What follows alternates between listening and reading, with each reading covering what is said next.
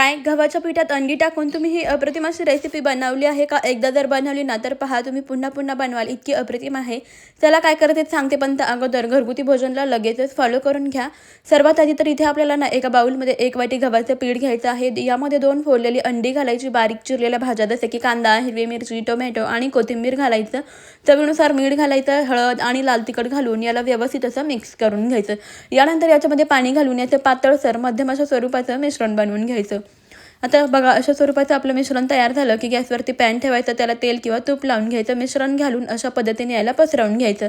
झाकण ठेवून मध्यम गॅसवरती याला व्यवस्थित असं भाजून घ्यायचं. 2 ते 3 मिनिटानंतर यावरचं झाकण काढायचं. वरच्या बाजूने तेल लावायचं आणि पलटे करून घ्यायचं.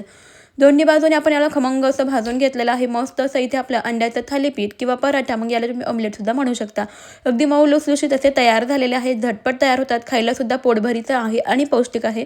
कमीत कमी तेलामध्ये तयार होणार आहे. तुम्ही सुद्धा हा पौष्टिक असा अंड्याचा पराठा नक्की बनवून पहा. रेसिपी कशी वाटली मला कमेंटमध्ये जरूर कळवा. आवडली असेल तर लाईक करा आणि घरगुती भोजनला फॉलो करा.